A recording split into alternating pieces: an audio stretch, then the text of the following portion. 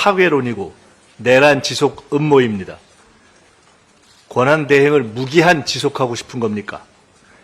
윤석열을 살리고 국힘을 살리고 대행을 계속하자고 나라를 죽이자는 겁니까? 내란 주범 윤석열을 지키고 한덕수 대행은 내란 지속 주범이 되겠다는 겁니까? 우리는 내란 지속, 헌정 파괴 세력의 음모를 단호하게 분쇄하는데 모든 역량을 집중하겠습니다. 12.3 윤석열 내란 사태의 진상 규명과 재발 방지를 위한 특별법안을 당 차원에서 준비하도록 하겠습니다.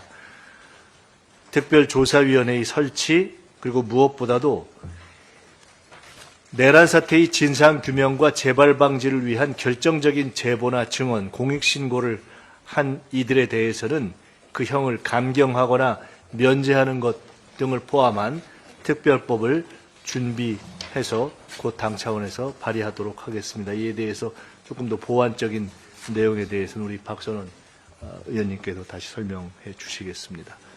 이상입니다. 다음은 추미애 윤석열 내란 진상조사 단장님께서 발언하시겠습니다. 네, 권한대행이 대법관을 임명할 수 있다라고 한 것처럼 헌법기관을 구성하는 것은 권한대행의 의무이지 일방적인 하고 말고 하는 재량행위가 아닌 것입니다.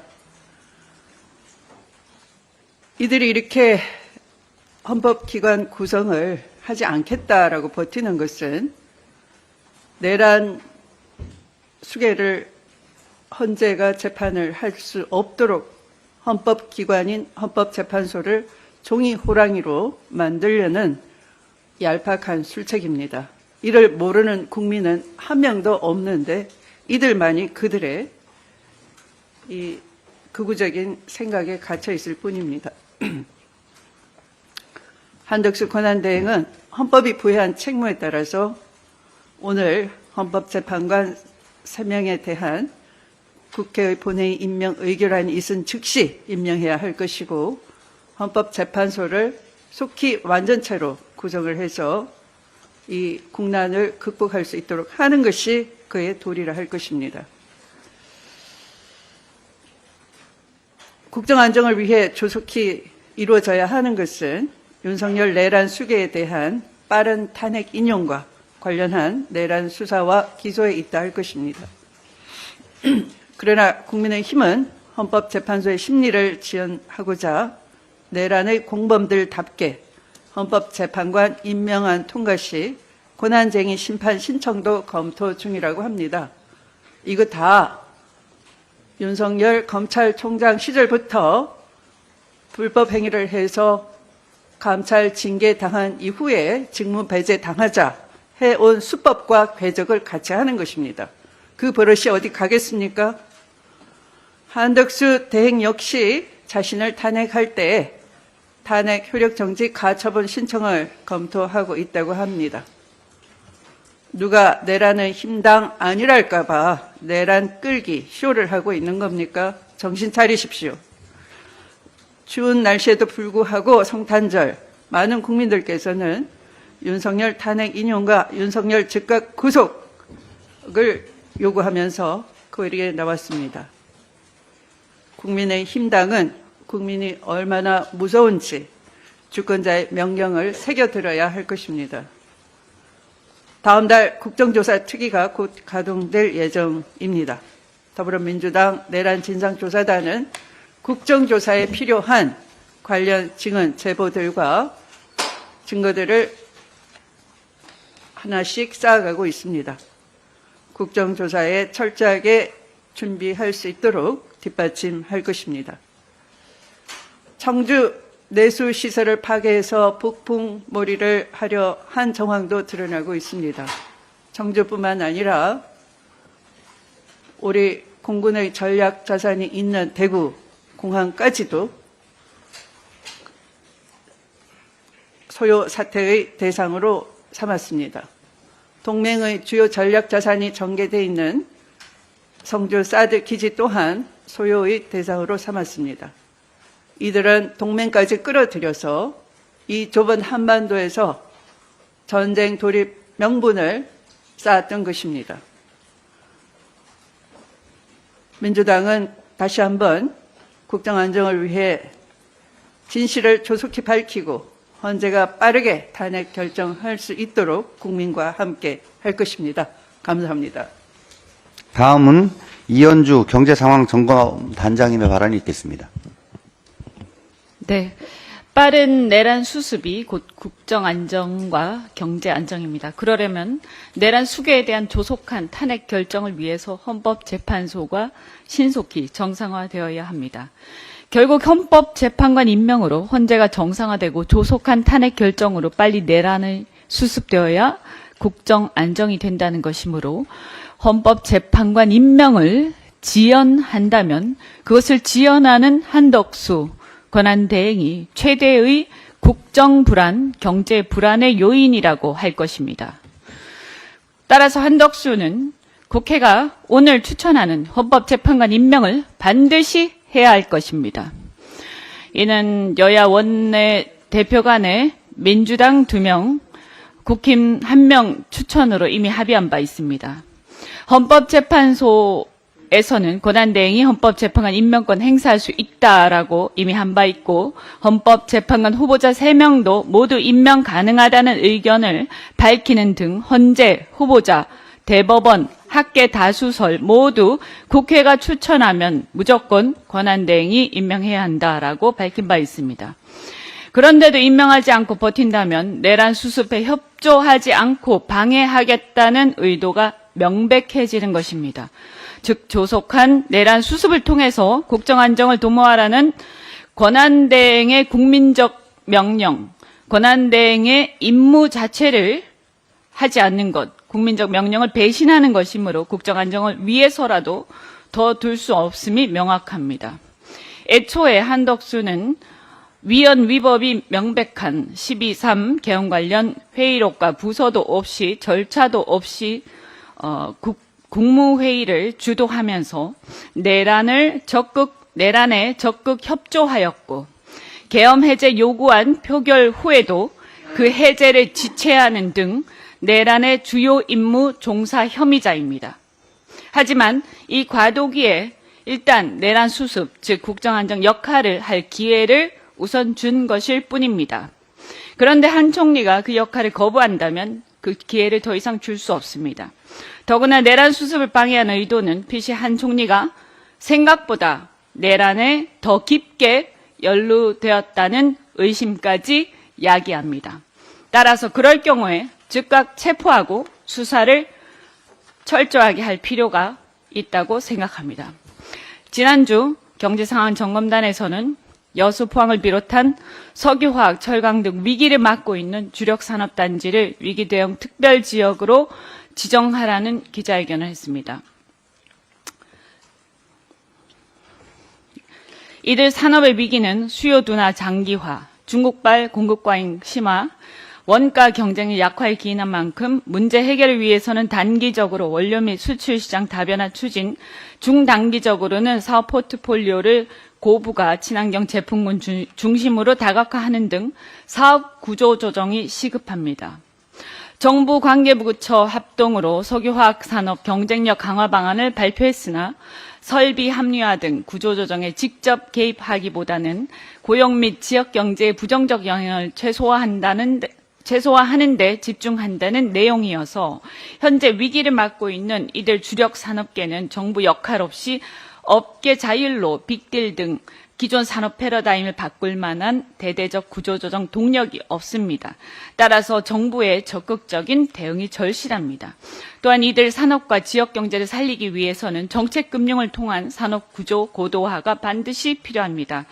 따라서 여수, 대천, 여천, 울산 등 석유화학단지, 그리고 포항, 광양, 당진 등 철강단지를 산업위기 대응 특별지역 및 고용위기 지역으로 조속히 지정해서 이들 산업위기를 극복하고 지역 경제에 미치는 악영향을 최소화하기를 촉구합니다. 이상입니다. 다음은 정동영 시민사회협력단장님의 발언이 있겠습니다. 잠깐만요.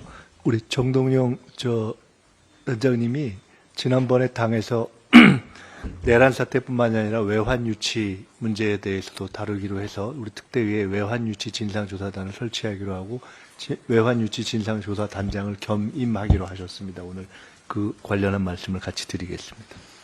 예, 탄핵 정국의 뇌관이 한덕수 총리로 이동했습니다. 진보 보수 정권을 오가면서 영달의 길을 질주했던 한덕수 총리가 영혼 없는 관료로서 마지막 종착역이 반란 공범이 되고 있다고 생각합니다. 12월 3일 8시 40분에 연락을 받고 당시 조태열 외교부 장관 그리고 최상목 경제부 총리는 내란 수괴 윤석열로부터 지침명령서를 수령했는데 총리는 그때 어떤 지침명령서를 수령했는지 밝혀져야 합니다. 그에 따라서 중요 임무 수행자가 될 것입니다. 8시 40분에 같이 연락을 받았던 조지호, 김봉식 경찰 수뇌부는 이미 중요 임무 종사자로 분류되어서 구속 수감된 바 있습니다. 또 하나 지금 제가 그 소속해 있는 과방위에서 그 과학기술부 장관은 연락을 전혀 못 받았다. 또 다른 장관들도 연락을 못 받은 사람이 있는데 왜 당시 한덕수 총리는 11명의 장관들에게만 연락을 했는지도 밝혀져야 할 대목입니다. 금방 김민석 위원장이 말씀한 외환죄와 관련해서 이제 외환죄 조사단을 또 구성할 예정입니다만 우선 그 출발점은 그 며칠 전에 그제 예비역 장성들의 성명이 있었는데 그분들과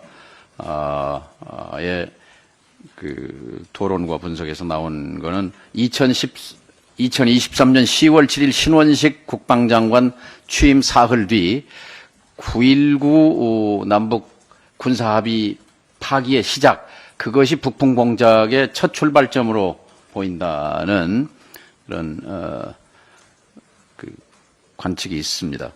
그러니까 10월 7일 취임하고 사흘 뒤에 비행 금지 구역 때문에 북측 정찰의 반사면이 제한된다. 뭐 이런 언급과 함께 9.19 군사합의 파기에 착수했는데 이것이 외환 공작의 큰 틀에서 시작된 걸로 보인다는 것입니다. 북풍 공작은 5단계로 진행된 걸로 보입니다. 1단계는 작년에 비해서 4배나 폭증한 대북 전단 살포, 그리고 2단계로 확성기를 틀면 격파 사격을 하겠다는 북측의 엄포가 있었음에도 불구하고 대대적으로 대북 확성기를 다시 방송을 시작한 것, 그 2단계. 그리고 연평도 NLL 인근에서 대대적인 포사격 훈련을 10월 달에 벌인 것, 또 동해 고성 지역에서 역시 포사격 훈련. 이렇게 전단 살포와 확성기와 포사격 훈련에도 꿈쩍 안 차 드디어 10월 9일, 10일, 3일 백령도에서 드론을 띄워서 평양 상공에서 전단을 살포한 사실상의 전쟁 유도 행위를 저질렀고, 급기야는 11월 28일 합참에 오물풍선 원점 타격을 지시하기에 이르러서 참 불가사의하게도 이렇게 5단계로 진행된 북풍 유도 공작이 북쪽이 대응하지 않음으로써 실패에 끝나서 12월 3일 국회 상황을 명분으로 이유로 계엄을 선포하기에 이른 것 아닌가. 앞으로 지금 해방 후에 외환죄로 처벌받은 사람은 없습니다. 윤석열 일당이 해방 후에 최초로 외부 세력을 이용해서 국가의 존립을 위태롭게 한 죄로 처벌받을 것이다, 이렇게 생각합니다. 이상입니다. 끝으로 박선원 상황실장 겸 내란제보센터장의 발언이 있겠습니다. 네, 안녕하십니까. 내란제보센터장 박선원입니다. 여러분들께서 잘 아시다시피 대통령이 국방장관과 우리 군의 핵심 지휘자 및 화력을 보유한 자를 총동원하여 국회를 무력화하고 선거관리위원회를 침탈하였습니다.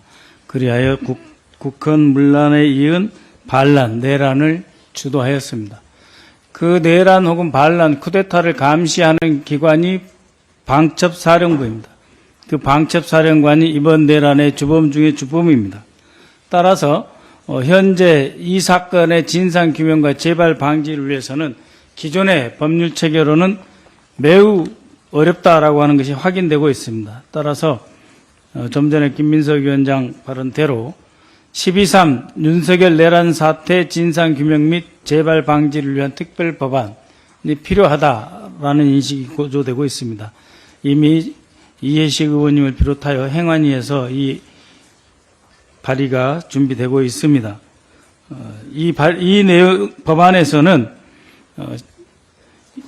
내란 사태 진상규명, 재발 방지를 위한 결정적인 제보나 증언, 공익신고 한 사람들에 대해서 그 혐의를 강경하거나 면제할 수 있도록 하고 내란에 직접 관련되지 않은 분들에 대해서는 보상할 수 있어야 된다. 그리고 이러한 조사를 위해서 특별 조사위원회가 설치되어야 한다라고 하는 것입니다. 특히 강조드립니다만 조사위원회에서는 계엄 과정에서 내란 수계 대통령과 계엄사령관, 국방장관 등의 명을 따르지 않거나 소극적으로 대응하는 방식으로 사실상 항명함으로써 12.3 윤석열 내란 사태 확산 방지에 기여한 사람들에 대해서는 표창 또는 포상금까지 지급할 수 있어야 합니다. 그래야 45년 만에 일어난 이 군사 쿠데타가 앞으로 200년, 300년 동안 일어나지 않는 대한민국의 민주주의를 보장하는 장치가 될 것입니다. 이로써 또한 의무에 있지 않은 일을 강요받은 자가 그 부당한 지시를 거부하여 대한민국을 수용한 행위자들에 대해서는 보호하고 오히려 그 공헌도가 격려되어야 할 것입니다. 마지막으로 계엄군으로서 계엄군인지를 인지하지 못한 상태에서 명령을 따랐고 그 결과 지금 본인이 반란군의 일원이 되었다라고 해서 고통받는 많은 초급 장교들이 있습니다. 이들 707 특임대, 특전사, 정보사의 초급 간부 그리고 블랙요원 등 모두에 대해서 피해자로서의 심리상담을 지원할 수 있도록 해야 될 것입니다. 이러한 내용을 주요 골간으로 해서 반드시 12.3 윤석열 내란 사태 진상규명 및 재발 방지를 위한 특별법안이 제정되어야 할 것이라고 보고 있습니다. 그 공개 마지막 발언으로 최근에 그 각종 내란에 대한 비호와 선전 행위들이 증가하고 있어서 매우 심각한 상황입니다. 그에 대해서 우리 이용우 법률위원장님께서 한 말씀 하시겠습니다. 예. 법률대책단장을 맡고 있는 당 법률위원장 이용우 의원입니다. 일련의 내란 선전과 관련해서 좀 말씀을 드리겠습니다. 형법 90조 2항에 따르면은 내란을 선동한 자에 대해서는 엄중한 그 형사처벌을 적용하도록 되어 있고요. 지금 당에서는 당 차원에서 내란 선전죄의 일련의 고발들을 좀 진행을 했었습니다. 그리고 또 계속 할 예정이고요. 내란 선전이라고 하는 것은 내란 행위에 대한 일정한 당위성과 필요성 부분들을 여타의 방법으로 의사전달을 하고 하는 그런 여러 가지 언동들을 다 일체 포괄하는 내용이고요. 지금 보여지는 여러 가지 모습들, 극우 세력이든 또는 어떤 정당의 구성원이든 다양한 방식으로 현재 지속 중인 내란에 대한 그런 내란의 어떤 내용들을 동조하고 또 심지어는 지지하고 이에 부합하는 취지의 언동들을 계속 반복적으로 하는 경우들이 확인되고 있습니다. 이런 부분들은 매우 심각한 내란 선전으로 규정이 되고요. 이런 부분들에 대해서는 즉각적인 고발을 통해서 다시는 이런 부분들이 재발되지 않도록 책임을 묻고자 하는 일련의 조치들을 강구하겠습니다. 그리고 이 외에 조금 더 추가적으로 말씀드릴 게 있는데요. 어제 오늘 국민의힘에서 국회 본회의 의결 헌법재판관 임명에 대한 국회 본회의 의결에 대해서 즉시 권한쟁의 심판 청구 및 효력정지 가처분 신청을 하겠다라고 입장을 밝히고 있고요. 두 번째로는 한덕수 총리에 대한 탄핵이 진행이 된다면 수용하지 않고 직무를 계속하도록 하겠다라는 두 가지 언급이 있었습니다. 첫 번째 부분에 대해서는 권한쟁의 심판 청구 인용 가능성은 없다. 이렇게 명확하게 말씀드리겠는데요. 왜냐하면 일련의 인사청문 과정에 절차상 실체상 아무런 하자가 없습니다. 3명의 헌법재판관 후보자를 정함에 있어서 국민의힘의 동의 없이 나머지 1명을 정했다라는 이유를 드는데 합의가 이미 다 있었던 부분이고 그것이 소위 말하는 국회의원의 심의 표결권이라고 하는 권한을 침해하는 사유도 아니고 또 더 나아가서 권한쟁의 심판 청구가 인용이 되려면 심의 표결권 침해를 넘어서서 의결 절차에 무효에 이를 정도의 하자가 있어야 되는데 그러한 하자는 전혀 발견되지 않는다. 여러 사정을 종합하면 인용될 가능성은 제로다. 이렇게 명확하게 말씀을 드리겠습니다. 한덕수 탄핵에 대한 불수용 입장, 이것은 저는 헌법을 부정하는 위헌 정당임을 선언하는 것 그 이상도 이하도 아니다. 국회에서 일정한 의결 정족수에 따라서 가결을 하면 그 가결 선포 행위 자체로 효력이 발생하는 겁니다. 그 효력을 부정하고자 한다면 헌법재판소에 권한쟁의 심판을 청구하면 될 것이고 물론 그것조차도 인용될 가능성은 없겠지만 그러한 절차가 아닌 국회 의결 자체를 부정하는 것은 매우 중대한 위헌 선언에 불과하다. 이렇게 말씀을 드리겠습니다. 이상입니다. 예, 그럼 이상 이런 계엄이면 이런 국회라면 나도 계엄하겠다. 윤석열 지지 이런 내용을 현수막에 개인이든 정당 이름이든 붙이면 그것이 아까 말씀하신 내란 선전죄에 딱 해당하는 건가요? 내란 선전죄에 적확하게 부합하는 내용인 것 같습니다. 그런 류의 현수막 또는 각종 무슨 온라인상에서의 댓글 이런 것들이 다 고발 가능하고 처벌 가능하다는 말씀이죠? 네, 저희가 상징적으로 그런 부분들 취합을 해서 내란 선전 고발 추진하려고 합니다. 그럼 이상으로 공개 발언을 마치고 회의를 비공개로 전환하도록 하겠습니다.